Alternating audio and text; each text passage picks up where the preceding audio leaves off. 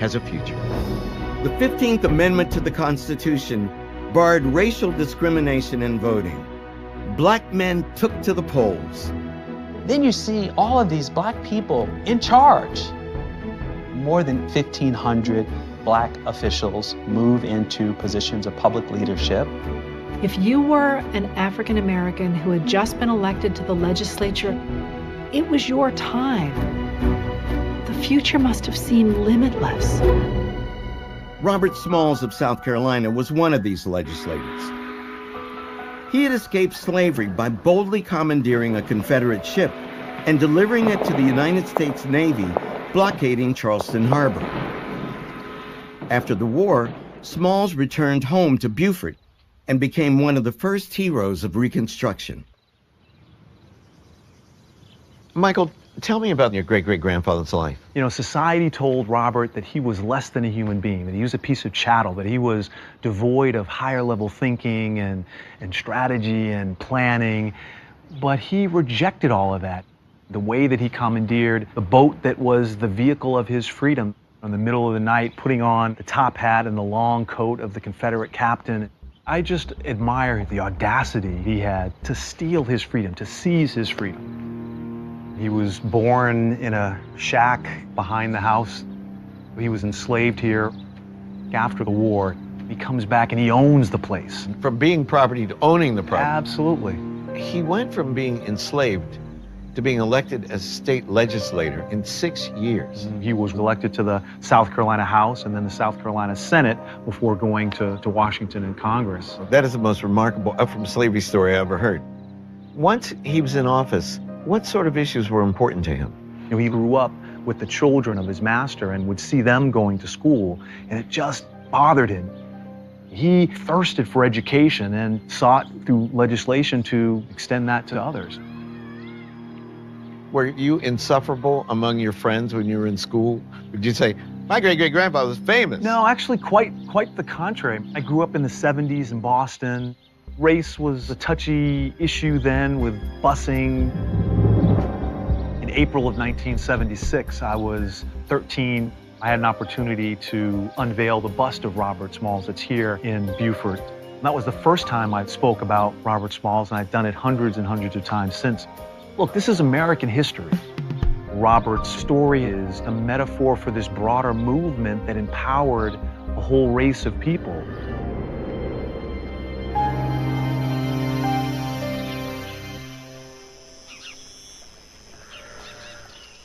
Reconstruction is a story of great expectations, enormous strides, and wrenching retreats. Early on, in its most hopeful moments, it seemed like a revolution was taking place in the halls of Congress. Tell me about where we're standing. What would this place have been like during Reconstruction? So this is the old hall, the House, now Statuary Hall. In the 1870s, when the African-American members were here, there would have been vendors in here selling food and snacks as members traversed the north-south access from the House chamber over to the rotunda on the Senate side. Tell me about the first black congressman. First is Hiram Revels from Mississippi. He's elected to the U.S. Senate, and he comes in February of 1870, and he's celebrated as the 15th Amendment in flesh and blood, the symbolic triumph of Reconstruction. And then in December, we have Joseph Rainey of South Carolina, first African-American in the House. How would they have been greeted? They didn't exactly roll out the red carpet, but the door didn't get shut either. Many of the African-American members lived in the same neighborhoods that white members of Congress did. So they weren't segregated in that sense, but they oftentimes had to pay higher rents. It's a black tax. Essentially, yes. Imagine you have these two men who occupy the seats of former slaveholders, and they come to work in this magnificent Temple of Liberty, but it's a place that had also been constructed with slave labor. This is an incredibly heady moment, kind of like Barack Obama becoming president. There's like 14 black men in U.S. Congress. There's 2 senators. Blanche K. Bruce's name is on money. He's signing currency in the United States. See, all of these people served starting in the 1870s.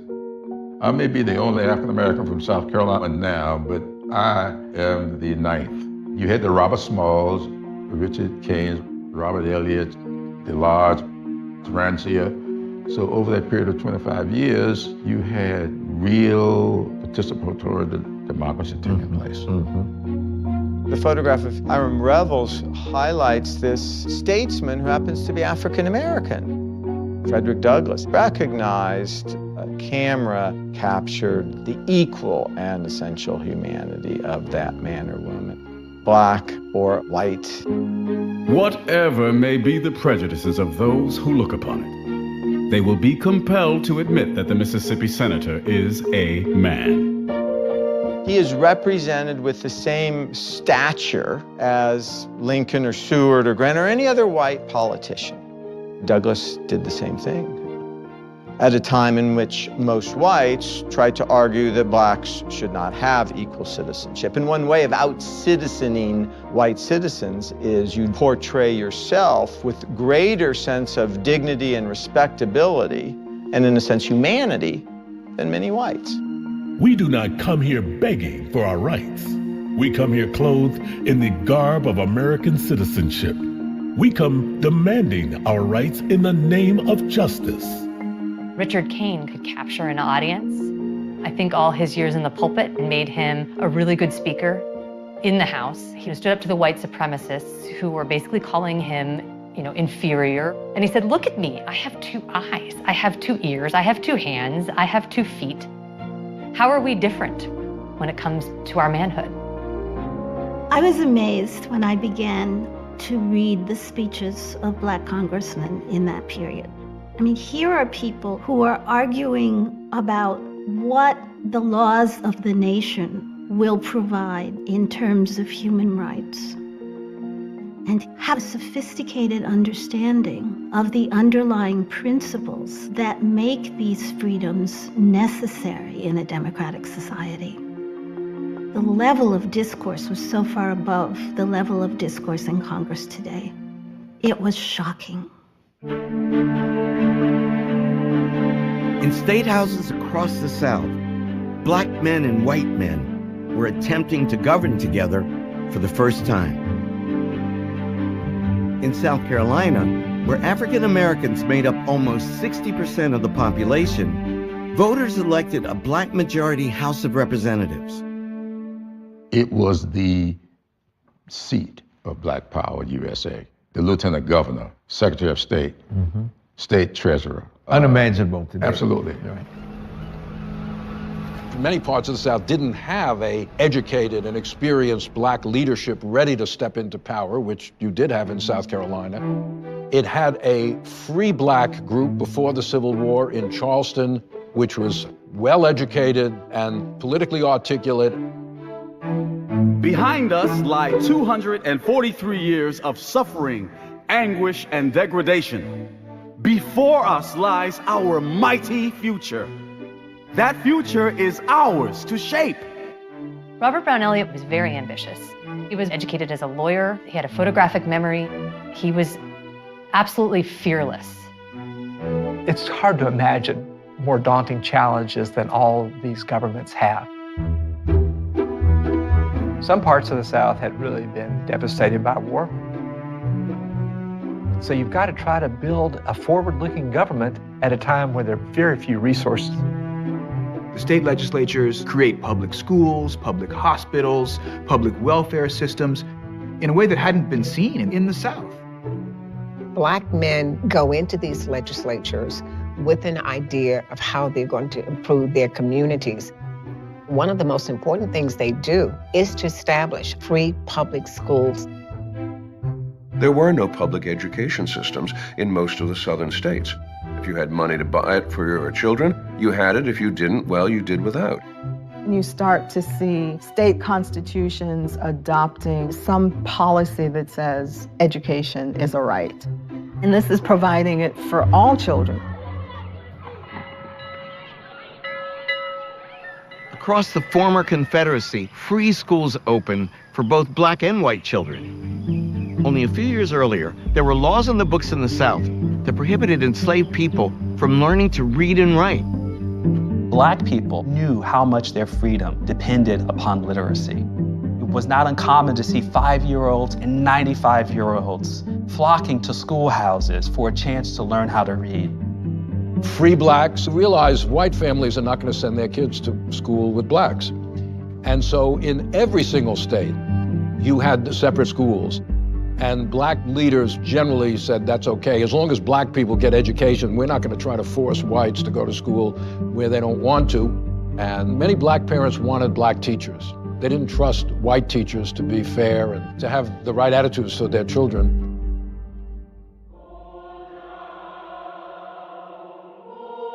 To meet this demand for teachers, governments, black churches, and missionary organizations established black colleges and universities. Fisk University in Nashville, Tennessee, was founded in 1866. Let my people into this phrase. Go down, Moses. Where?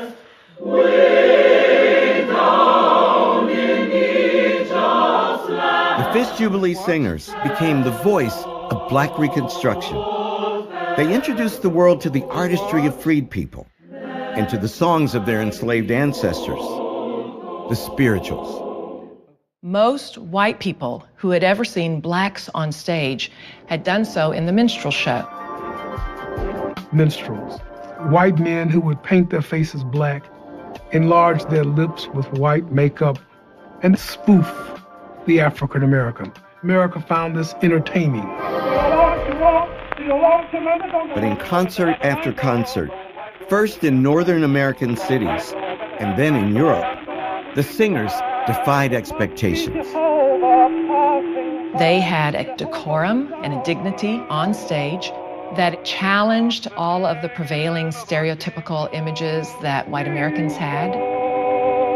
These are songs of overcoming. They were about healing. They were about love.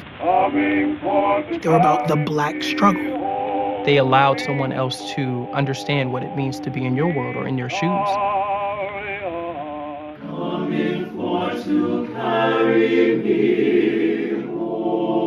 Using profits from performances, Fisk was able to buy the land on which it sits today. Fisk is one of the many historically black colleges and universities established during Reconstruction that are still educating students. Black people were also beginning to make inroads into other spheres of American life. They were buying land, setting up businesses, and becoming economically independent. I started a farm. I own one lot, 7 acres, another 1 acre, and another about 1/4 of an acre. I bought myself a little plantation. I bought another place, and together, that makes 98 acres. I bought 150 acres. I have about 50 or 60 acres tended. I rented 43 acres of land. I have a good crop in. My husband put up an elegant blacksmith shop. I have a son I sent to school. It's a moment of possibility.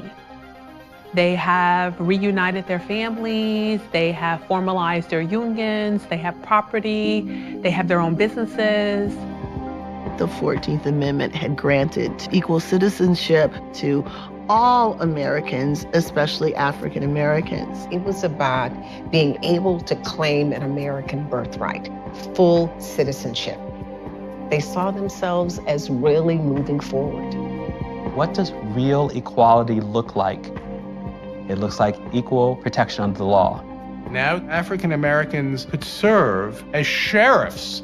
So they were able to go out and make arrests and bring white perpetrators in for justice.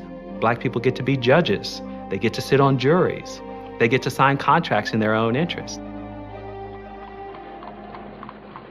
John Roy Lynch, a successful young businessman in Natchez, Mississippi, was appointed in 1869 as a Justice of the Peace. He was born a slave in 1847 in Louisiana, the son of the plantation manager. And at the end of the Civil War, he attended night school. As a very young man, he distinguished himself working in a photographer's studio.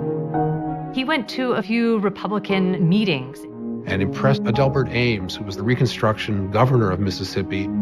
Even though Lynch was only 21 years old, Ames appointed him to be a magistrate. In his memoir, he wrote about how former slaves would bring all their problems to him as a local justice of the peace. There was a black man in this office. There had never been such a thing in Mississippi before the Civil War, and so former slaves kind of identified with him. A case that came before me was that of a white man. He threatened the life of an old colored man over a business transaction. He remarked, "Do you mean that it's a crime for a white man to curse a nigger?" "Yes," the court replied. "It is as much a crime for a white man to curse a Negro as it is for a Negro to curse a white man." "Well," he exclaimed, "that's news to me." If you're living in this moment, you're imagining that we'll only get better. In slavery, African Americans could not control their communities. And so if people are drawing on the resources that they had developed in slavery, on their sense of what it meant to have family relationships, friendships, communities, and they're able to institutionalize them in new ways. They create fraternal organizations like the Masons that find solidarity and strength in mutual support. It's remarkable how a whole black world of their own organizations and support structures grow up and develop.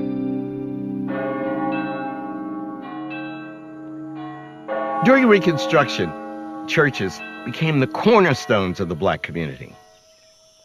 Many enslaved people had been forced to worship in secret or only with the master's blessing. But now, black people were free to worship God any way they wanted. At Mother Emanuel Church in Charleston, South Carolina, the Reverend Richard Kane helped revive a congregation that had been banned under slavery. How did you first hear about your great-great-grandfather? Did your mother say, "You come from people"? That's what my mother would have said. Yes, Your great-great-grandfather was the greatest black preacher in history. Yes, my mother and my great aunt, and they always talked about Richard Harvey Kane and the great work that he was able to do. He was born free in what's now West Virginia, was a pastor in Brooklyn in 1965. Some people would have said, stay in Brooklyn where it's safe. He said that he felt like a lion bound. I mean, he wanted to be here in the South and be a missionary to the newly freed slaves. I don't think people today understand the role of the church in the 19th century. The church was their institutional universe. Yes, the black church was the center of everything that happened with the community. The emotional, the educational, the political. Kane taught the newly freed slaves that they were no longer inferior. They could accomplish anything. And he epitomized that. Yeah. He was a one-man band for the black community. Oh, yeah. Entrepreneur, minister, editor, writer. Yes, congressman, state senator. Too powerful, too influential. Yes, yes. And therefore a danger. Yes, he lived in constant fear.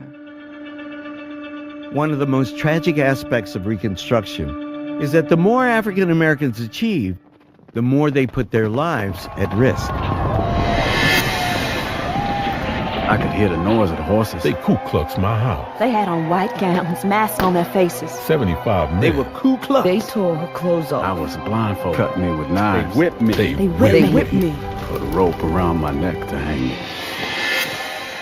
Southern Democrats used violence and terror tactics to disrupt Republican control and plot their return to power. They saw themselves as the redeemers of their states. Violence is efficient, it's easy, it's fast, and you can often do it under the cover of night. Klan attacks become so pervasive because that's how widespread the fear of Black enfranchisement is. The Klan is actually committing atrocities against everyone. They're attacking freedmen and white Southerners who were sympathetic to the Union cause and to the Republican Party. To their eyes, emancipation was wrong. They are washing the South with blood to redeem it. This isn't simply a question of trying to return to an earlier way of life. This is actually a political counter-revolution. To document the violence, Congress in 1871 launched one of the most extensive investigations in our history, known as the Ku Klux Klan hearings. The United States never had a Truth and Reconciliation Commission after slavery ended. The Klan hearings were as close as we came. It was extraordinary. Congress was actually listening to black people, testifying about the atrocities committed against them. I was elected to the legislature. They offered me $2,500 cash if I would let another man go to the legislature in my place. I told him I would not go back on my people. 65 came to my house. My little daughter came out and begged them not to carry me away. They drew up a gun and threatened her. I may say that they hit me 5,000 blows. Some of them are the first-class men in our town. One is a lawyer, one a doctor, and some are farmers. My little daughter never got over it until she died. I have never got over it yet. It broke something inside of me.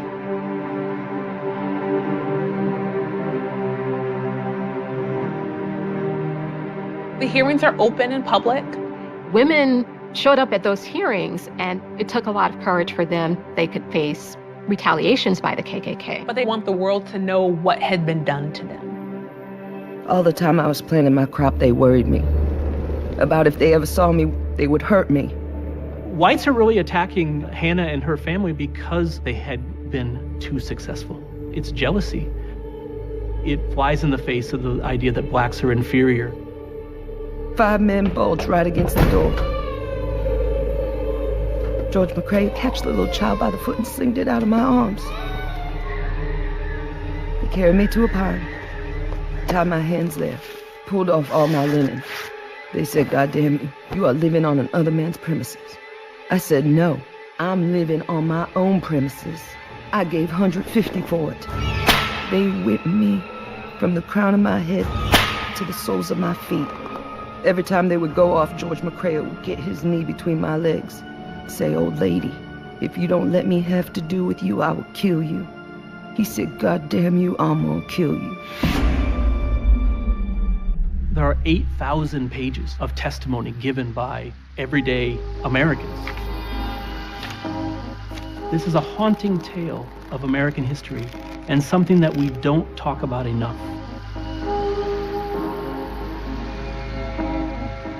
Violence has always been here and goes side by side in American history to the creation of a white supremacist racial ideology that has driven us from slavery all the way to the present day.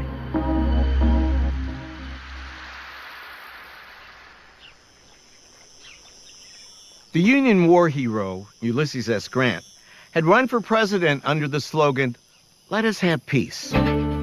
But as reports poured in from the former Confederate states, it was becoming painfully obvious that the terror was not going to stop. Grant didn't start out as a hero in terms of race relations.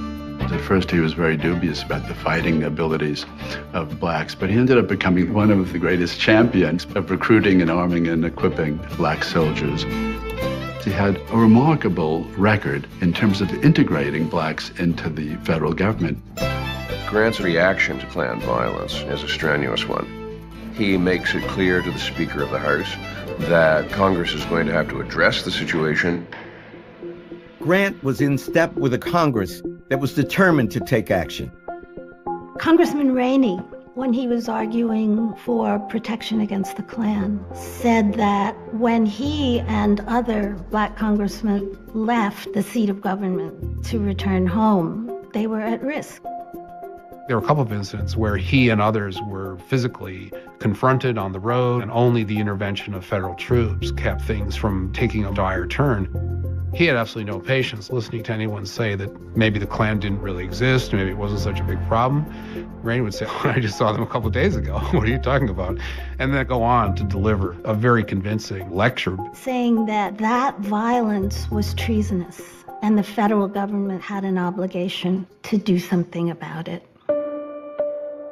Congress passed a series of enforcement acts to address the crisis, the third of which is known as the Ku Klux Klan Act. All of which together were intended to put weapons into the hand of the federal government to directly intervene. The 14th Amendment established that states could not deprive people of privileges and immunities of citizenship or of due process of law or equal protection of law. So what Congress is doing in the Enforcement Act, right, is trying to create a new category of offense using the 14th Amendment to, in essence, get around the fact that Southern courts are not going to convict white Southerners. Most importantly, the federal government can suppress habeas corpus.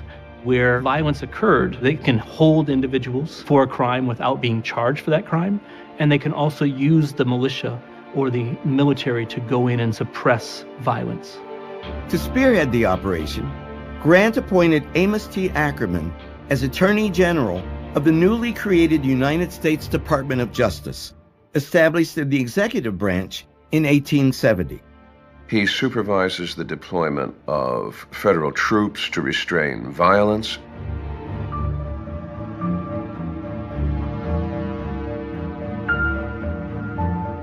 Many of the Klan members that believe that they're going to be charged by the federal government begin to run away and hide.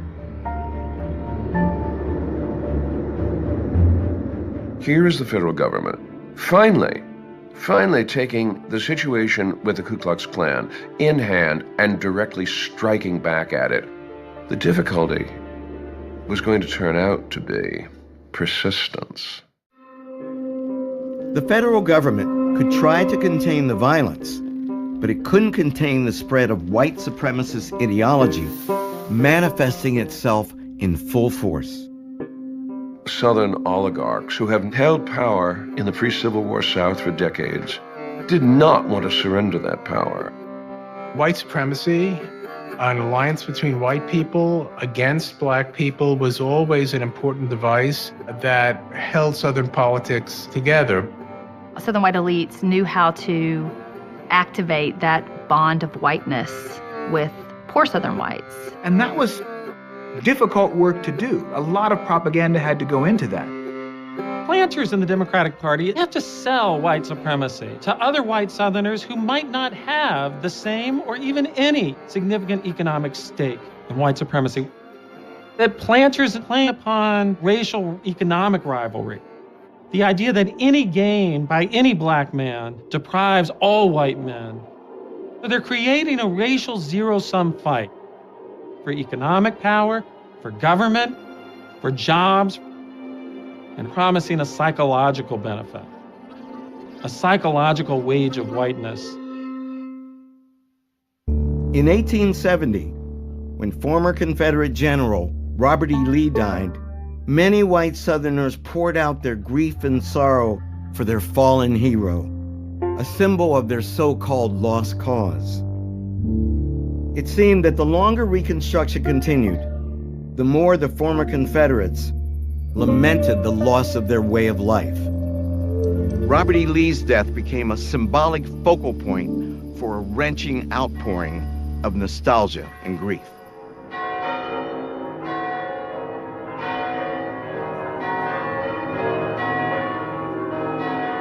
When he died, it's like a king has died.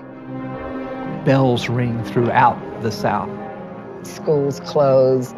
People closed their stores. They wore sashes and put things on their doors to commemorate his passing. Newspapers border their entire pages with black. They mourn him as if this is the second time they have lost the war. In the eyes of the white South, here was a man who embodied the things that they admired the most: manly courage, Christian virtue, devotion to those underneath him, of his soldiers, and a kind of apparent paternalism toward enslaved people. And not only was Lee this perfect person, but he had been the perfect warrior. He had outsmarted the Yankees. but he was always up against larger forces. He helped create that myth at Appomattox that we have succumbed in the face of greater might. Our cause was not unjust, it just happened to have lost. It became a lost cause. When great leaders die, or when persons die that people think of as great leaders, people are guided by emotion. As a consequence, you have this cult of Robert E. Lee developing. And in fact, the cult of Lee had become so powerful by the 1870s that Frederick Douglass remarked that you could not pick up a newspaper nowadays without reading the most nauseating flatteries about Robert E. Lee. The ostentatious and noisy exhibitions of sympathy and grief on the part of the rebel democracy all over the South for the man who made such Herculean efforts to destroy the government is a most painful proof that the great body of the Southern white people are far more ready to weep for the loss of a Confederate general than to sustain the government under which they live. Douglass recognized if you rewrite the story of the war, that can have profound implications for race relations. The symbolism of Lee could become very dangerous. The clock was ticking on Reconstruction, and the presidential race of 1872 was a test of its popularity. With black voters solidly in his corner, President Grant easily won re-election. But the campaign revealed growing fault lines in the Republican Party. Grant faced a renegade liberal Republican movement that was critical of the mainstream of the Republican Party. Their good government types were very upset by the scandals that had been exposed in the Grant administration. Credit Mobilier was basically a phony company that was set up to provide financing for the Pacific Railroad project, and it laundered money. It made lots of money for corrupt individuals. The difficulty is that those corrupt individuals were often members of Congress. Grant was personally quite honest, but he seemed blind, credulous, almost childlike to the presence of unscrupulous people. Corruption is as American as apple pie. And if we find it in the Grant administration and the Reconstruction South, that's not because Reconstruction was inherently corrupt. It's because corruption happens. You could almost make a bumper sticker out of it. Liberal Republicans are also adopting more of a states' rights position now. We can't just keep intervening in the South, and nominated their own candidate for president, Horace Greeley, the editor of the New York Tribune, a long-standing anti-slavery advocate. Greeley made this famous statement that he's confident that masses of our citizens, North and South, are eager to clasp hands across the bloody chasm that divides them. The split in the Republican Party is the harbinger of a retreat from Reconstruction.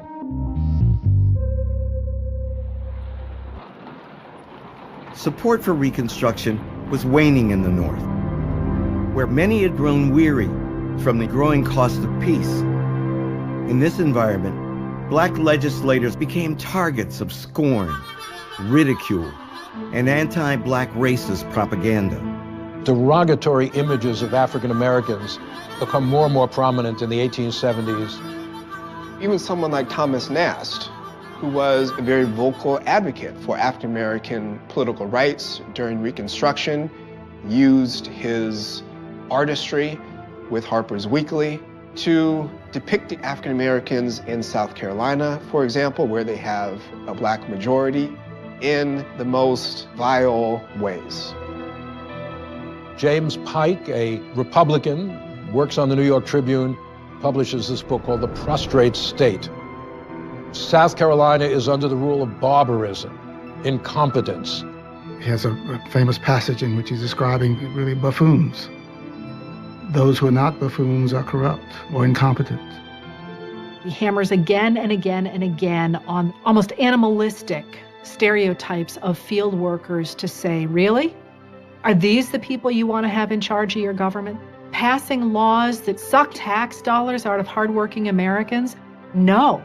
And in fact, we're pretty sure they shouldn't be parts of polite American society at all. They perpetuate an idea that Reconstruction has effectively failed and that the federal government and the Republican Party needed to cut its losses and remove itself from the South. Leave the Negro to those who know him best. White Southerners.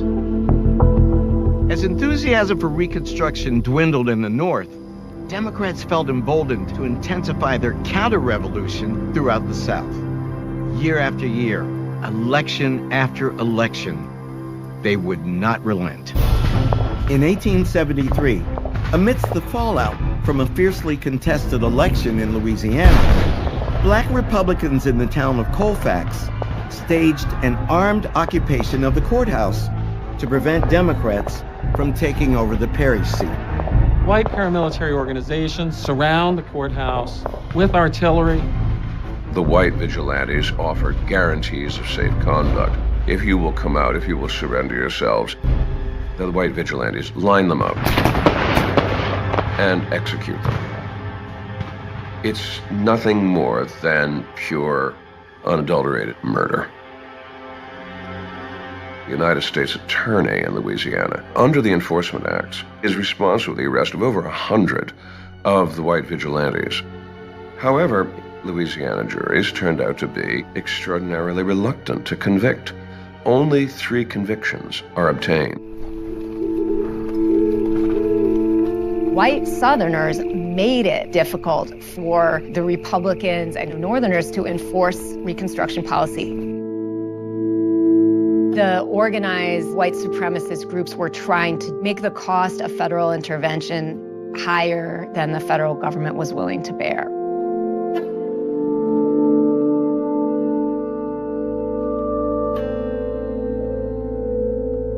In state after state, increasingly organized societies, paramilitary clubs, white leagues claimed control of public places. John Roy Lynch, now a congressman, was targeted when he returned home to Mississippi to campaign. At Fayette, they paraded the streets, yelled, fired cannon. Each club had a wagon with fodder. Colored men said these wagons contained guns. Democrats had all gathered around the place. I took the stand. They commenced to yell at the top of their voices so as to drown out every word I attempted to utter. Southern whites were attempting to take the South back, the red shirts and the Knights of the White Camellia. That's essentially what the so-called redemption movements were. They are the ones who are defending the right order of things in civilization, that white people control black people. And that's the way it should be.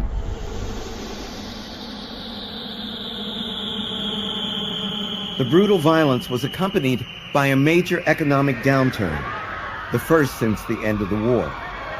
It was known as the Panic. Banks and railroads were at the center of the storm, but soon it spread to every corner of the economy. The Panic of 1873 has enormously destructive influences through the economy, North and South. A really devastating impact is political. Northern Republicans lose election after election in the midterms of 1874 to Democrats who promised first to save the economy, but also to end Reconstruction in the South. Democrats achieve a majority in the House of Representatives for the first time since the Civil War. Democrats also gained control of state governments in Alabama, Texas, and Arkansas. Reconstruction's future was perilous. But the fight wasn't over. In 1874, congressional districts with majority black populations elected leaders like Robert Smalls and John Lynch. They would face stiff opposition as members of the minority party. The Democratic majority in the House of Representatives means no more money for Reconstruction initiatives.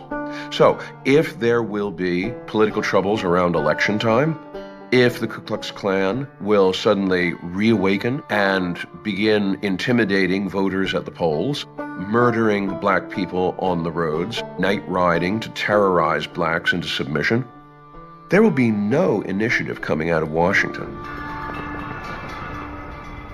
Was there a sense of desperation because of the reversal of the 1874 election? What had been a 100-seat majority for Republicans turned into roughly an 80-seat majority for Democrats coming into the new Congress. We had a long lame duck session of about 3 months. The clock is ticking. African Americans know that this is really probably going to be the last shot at a far-reaching civil rights bill. It prohibited discrimination in public transportation, juries, public accommodations such as hotels, and public education. Immediately when the Civil Rights Bill came to the floor, Southern Democrats and Northern Democrats alike railed against the bill. They believed that it was unconstitutional. Opponents of the bill thought the U.S. government had no business telling the proprietors of restaurants or the people who run railroads who they could admit. These are private businesses, and they can decide who their clientele is. The critics believed that it was not about non-discrimination. They saw it as about social equality. And their view is that social equality could not be legislated. It couldn't be enforced. It shouldn't be imposed. This is pushing integration that is unnatural. You're going to force a white person to ride next to a black person. The next thing you know, you're going to force a white person to have a black person over for dinner, or interracial marriage. So they were apoplectic about the idea that they had to protect their whiteness, and in particular, protect their white women against this exposure to African Americans. Near the end of the first full day of debate, most members were given 20 minutes each to speak. And Alexander Stephens of Georgia, former Confederate vice president, stood up feebly because he was confined to a wheelchair and requested a full hour to speak. And Republican leadership agreed as long as Robert Brown Elliott also had a full hour to provide his rebuttal.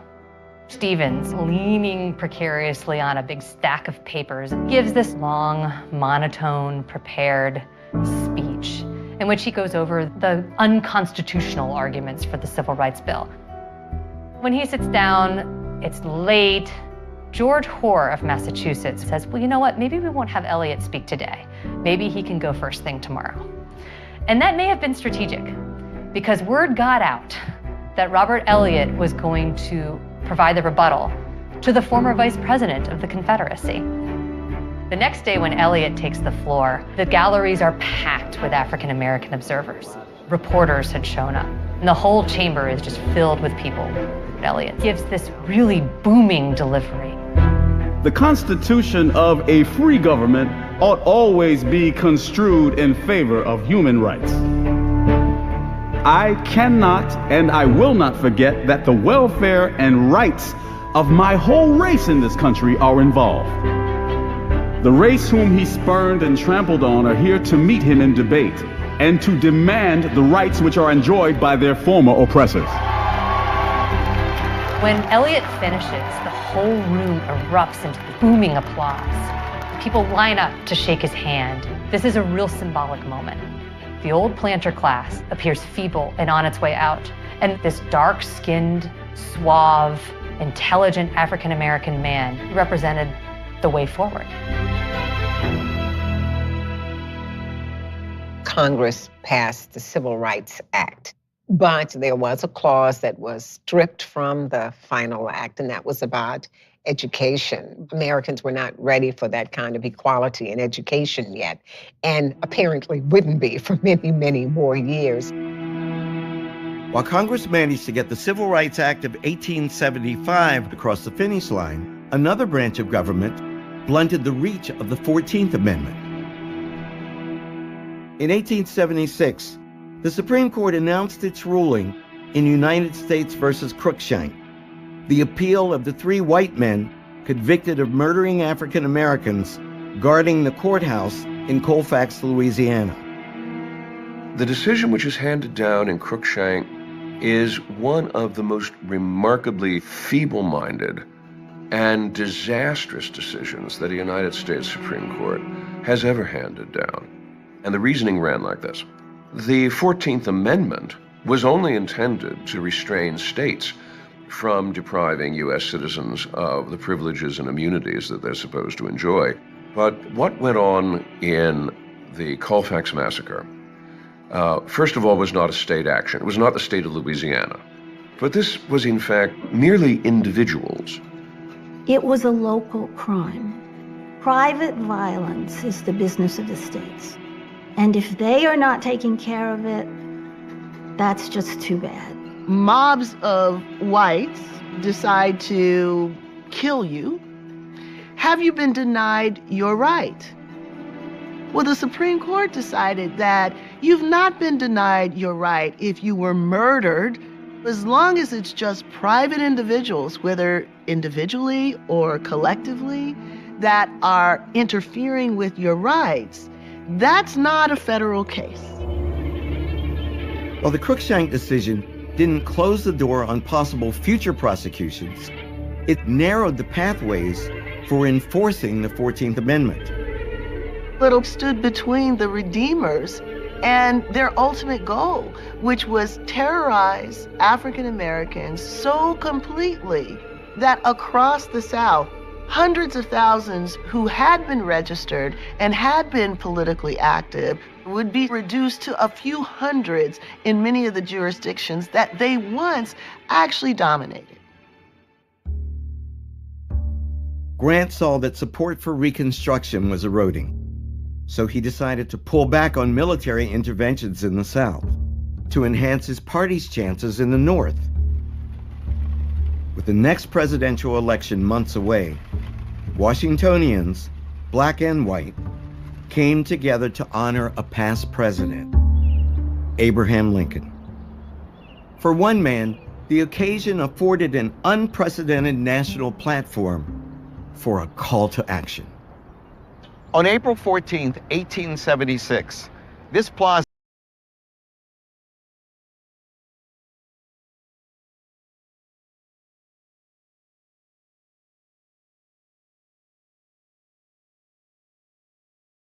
near Capitol Hill was teeming with people, including members of both houses of Congress, the Supreme Court justices, and the President of the United States, Ulysses S. Grant.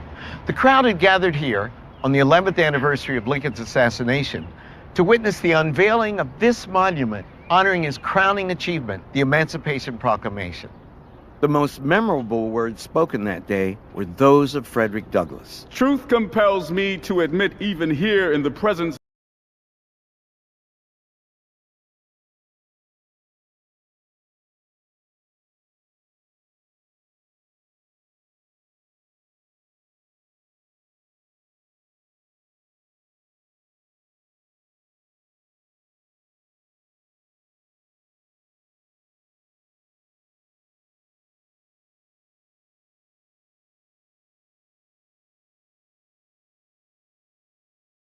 of the monument, Abraham Lincoln was not our man.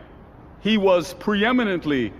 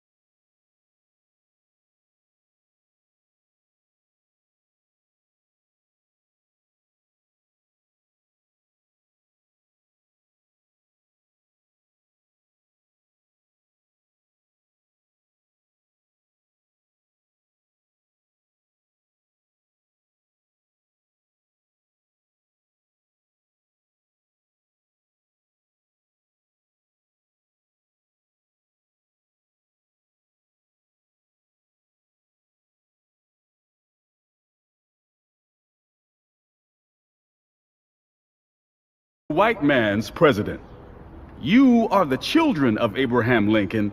We are best his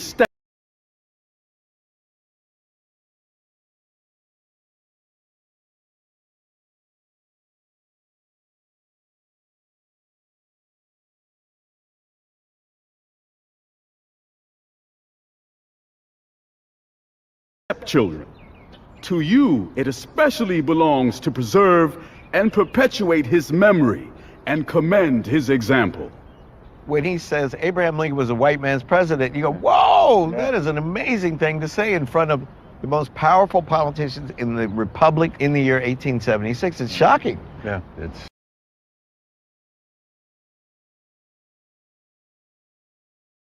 presidential election year. It appears that Reconstruction is unraveling. He used this opportunity to make a speech about the responsibility of the U.S. government, which was sitting right in front of him, to hold together whatever was left of Reconstruction if they could. There's this understanding in 1876 that blacks have all the rights now that they should expect. We have the 13th, 14th, and 15th Amendments. The Republican Party, it's become a party of large financiers, corporate men, and captains of industry. Now let's focus on the economy. When Republicans cast around for a likely candidate, Rutherford B. Hayes seems to be the man. He finished the war as a Union general. But by the time he becomes governor of Ohio, he has begun to pull back on black equality. He's untainted by corruption, which will be extremely valuable because Samuel Tilden is running almost entirely on an anti-corruption platform as a Democrat. But Hayes is also bland enough that he will offer no objection to anyone. He is a first-rate, second-rate man. Both candidates pledged that they would bring Reconstruction to an end. Election night is complete and utter confusion. Even though Tilden won the popular vote, the results from Florida, South Carolina, and Louisiana, where African Americans faced severe violent repression, were undetermined. Republicans convinced Southern governments to declare enough votes invalid to swing the Electoral College to Hayes. The Democrats were so outraged by the fact that Tilden was not declared the winner that they began to rally their voters under the slogan, Tilden or Blood. There were real fears of civil war. Grant started to call in troops to guard Washington. And he said, either party can afford to lose an election, but we as a people cannot afford to have a presidential election that is tainted by false or illegal results. Congress created a bipartisan commission that declared Hayes the winner by one vote. Democrats predictably cried foul. Hayes was referred to as Brother Fraud v. Hayes. He was called his fraudulency. February, as Inauguration Day neared, the election still remained undecided. Republicans and Democrats came together and cut a deal. Hayes is inaugurated as President of the United States. It's hard to imagine, in the moment of an election, a party trading a presidential victory, unless it means protecting their way of life. White supremacy is a long-term campaign.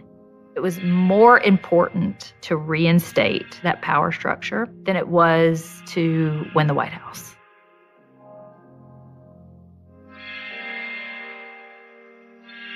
Hayes promises white Southerners that he will leave the South to conduct its own affairs unimpeded, and that the Negro problem will be its to solve. These federal troops were stopped enforcing the kinds of reforms that had marked the Reconstruction era. The Southern states had been redeemed.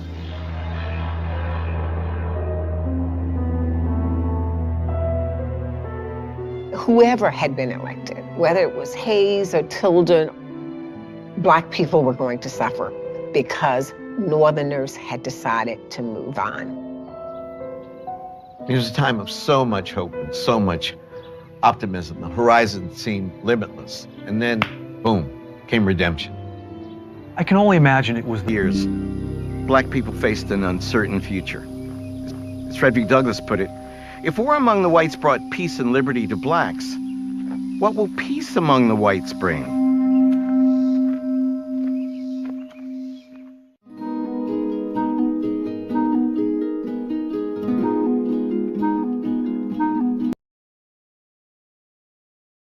Support from viewers like you makes this program possible. Please give to your PBS station.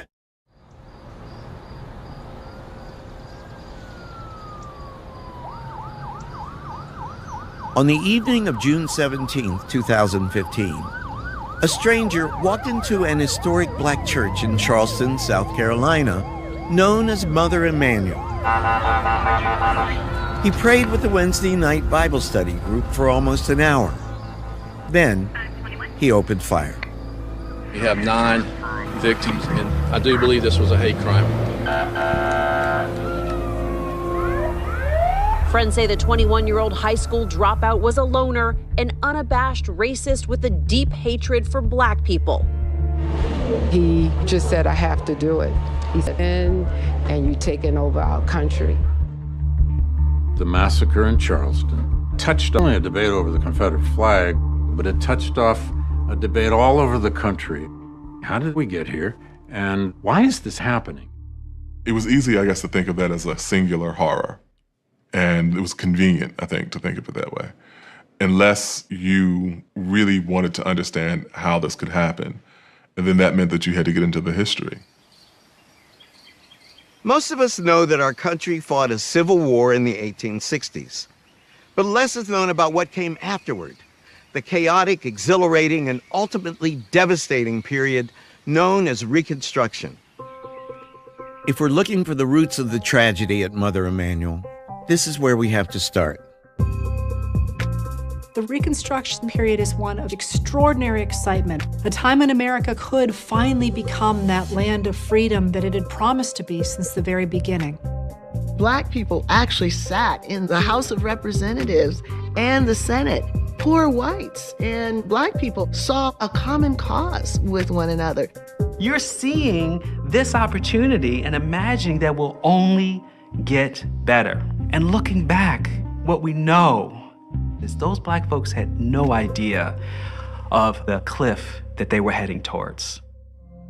The achievements of Reconstruction triggered a fearsome backlash, an onslaught of terror and oppression that lasted for decades. After 250 years of slavery, white Southerners could not quite accept the 4 million former slaves as equal members of their society.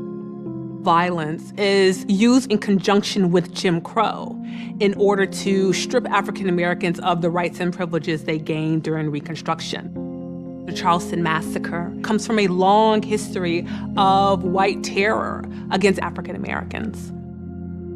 But Reconstruction left a legacy of hope, as well as violence. We have to recognize the injustices that were inflicted, but we can't reduce all history to that injustice. People who had been held in perpetual bondage confronted the greatest sin of American history straight on. Their hopes were far greater than maybe what any government can accomplish. A system functioning without race being a barrier to equality. We still haven't quite gotten there.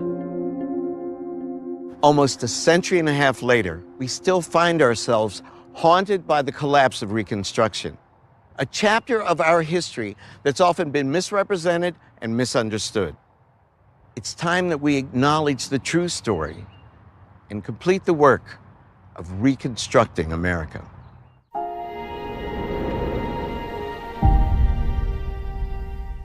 When I was in high school, Black history consisted of a few simple facts and a very happy ending. Abraham Lincoln freed the slaves. But this was the 1960s. 100 years after emancipation, Black people were fighting for the most basic rights. So what happened to that happy ending? It turns out that wasn't the end of the story. It was just the beginning.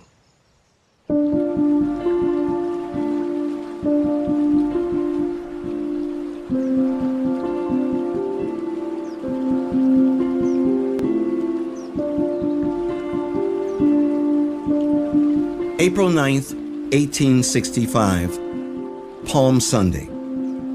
At the village of Appomattox Courthouse in Virginia, Confederate General Robert E. Lee surrendered to United States Lieutenant General Ulysses S. Grant. Lee's capitulation effectively signaled the end of the Civil War and the death of slavery in the United States. The news rippled out from Appomattox.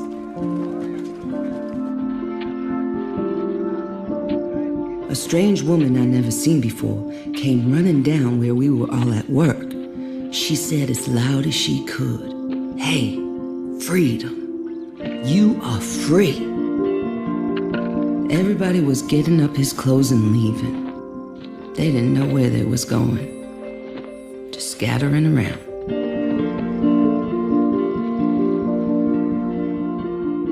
It was just like opening the door and letting the bird fly out.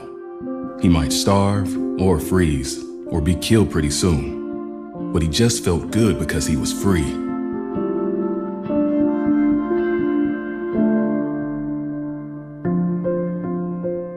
To a remarkable degree, it was the slaves themselves who had helped bring this to pass.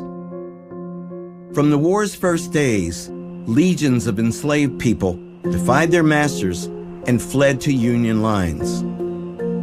Others were liberated by the United States Army as it occupied parts of the South.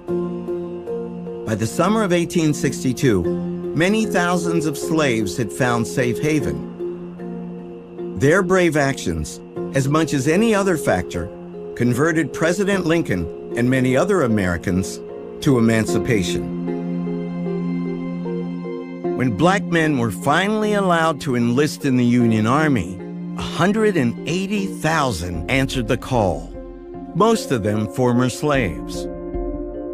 It was both the manpower that they brought to the Union side and also the denial of their manpower in the production of the Southern economy. There's no question that they strengthened the Union hand militarily, and they changed the nature of what a military victory would mean. The role of black soldiers, Lincoln said this himself, was essential in ensuring that the war would end with the abolition of slavery. What would the future hold for these freed people? Now untethered, their status as citizens was very much in question, with few legal rights or protections guaranteed. Even so, the prayers of generations were being answered. As Lee and Grant negotiated the terms of surrender, the government in Washington was wrestling with what was being called Reconstruction. Reconstruction just meant restoring the rebel states to the Union. In fact, it raised a host of questions. Reconstruction is the process by which American society, North, South, black, white, tried to come to terms with the consequences of the Civil War, the reunion of the nation, the destruction of slavery, the question of what the status of the 4 million former slaves would be as free people in American life. One of the first questions that the post-war period has to confront is who is a citizen, and then what rights attend to citizenship? Who are former slaves going to be in the body politic? In parts of the South that the Army liberated during the war, officials had been confronted with issues like education, land ownership, and workers' rights. Even at Appomattox, it was apparent that the North and the South saw Reconstruction quite differently. Grant goes into these negotiations thinking, well, we won. Not just militarily, but our principles won. Robert E. Lee comes into it thinking, it shows that you had more men and more cannon than we did. We acknowledge no wrong. And they just talk right past each other, which is one reason it becomes not the end of all this struggle, but in some ways the beginning. These ideas start to accumulate around Appomattox of a merciful coming together of peace. Many iconic images associate this surrender ceremony with Jesus entering the city of Jerusalem, the city of peace. but they don't actually help us understand what happened there at all. Whatever Appomattox is, it's not the start of peace. 2 days after Appomattox, Abraham Lincoln spoke about Reconstruction at the White House. For the first time in public, the president suggested that some black men, the very intelligent, and black veterans deserve the right to vote. A man in the audience turned to his companion and said, "That is the last speech he will ever make."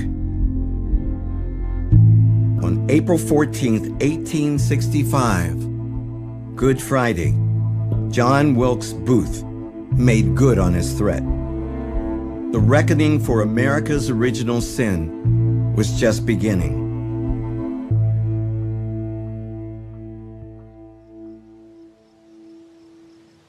The early days of freedom were a bewildering mixture of exhilaration and apprehension. But the first order of business was to reconnect with family members who had been torn away by slavery. Information wanted. I had 2 children sold from me about 10 years ago by a man by the name of Pate. My boy's name was Monroe Early, and my daughter's name, Mary Early. Starting in 1865, so shortly after the end of the war, you see people placing ads in newspapers.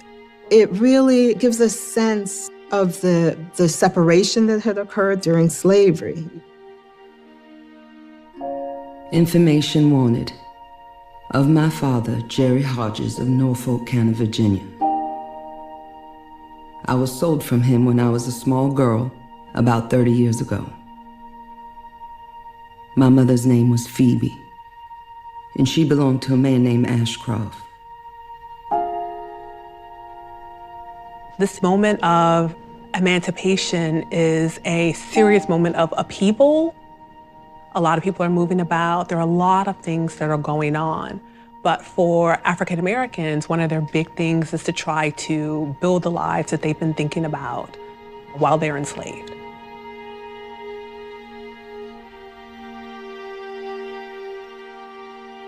People took to the roads trying to find family members. I mean, literally walking to where they had last left family. Information wanted of my children, Lewis, Lizzie, and Kate Mason, whom I last saw in Owensboro, Kentucky.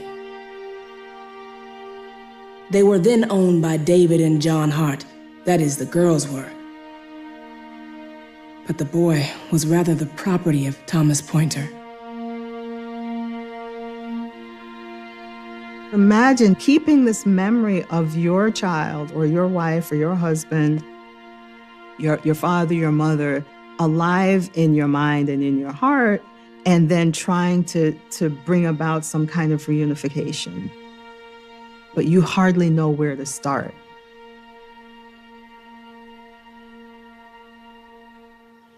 The end of the Civil War brought more questions than answers. Even the status of slavery was unresolved. The 13th Amendment passed Congress in January, but it hadn't been ratified by the states. And what did freedom mean? Could the freed people be citizens? Were they entitled to a role in politics? Could they earn wages in the free market? It was a dangerous time that would have tested the abilities of even the greatest president.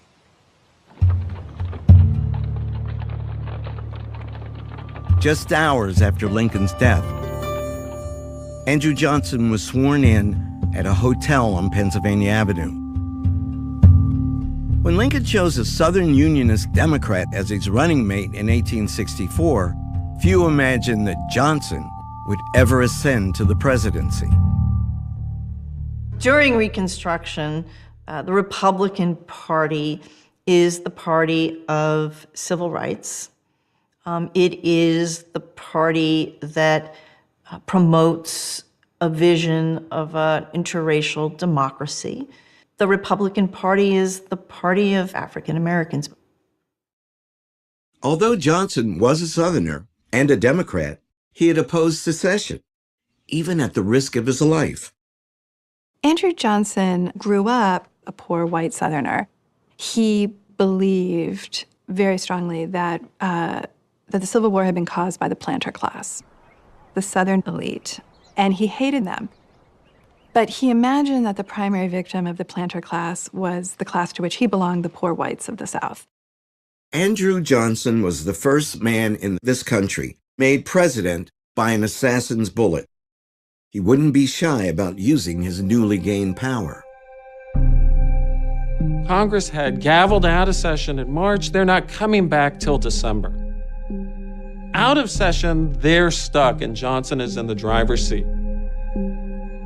The most famous black man in America, the abolitionist Frederick Douglass, had his doubts about the new president. At Lincoln's second inaugural, Johnson meets with Frederick Douglass. When Johnson realizes that he has to shake a black man's hand, his smile turns into a scowl. Douglass smells the liquor on his breath. He's already drunk at 11 a.m. Douglass says to his friend, no matter what else Andrew Johnson is, he is no friend of the black. Even as the freed people celebrated the death of slavery, Douglass was forced to wonder, in what new skin will the old snake come forth?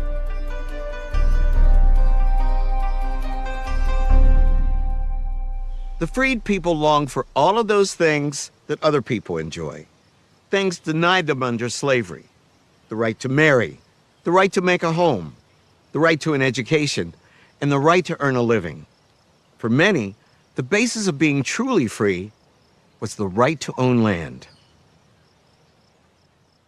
In the summer of 1865, the question of land was very much on the mind of Major General Oliver Howard. That May, Howard had been given one of the most daunting assignments in American history.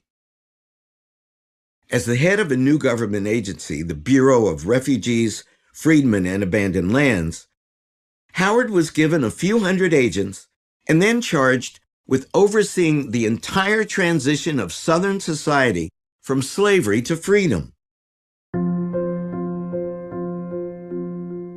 The Freedmen's Bureau was supposed to protect blacks from violence. It was supposed to give them access to education. It was supposed to, in some way, get them access to land. It was supposed to make sure that local courts treated blacks fairly.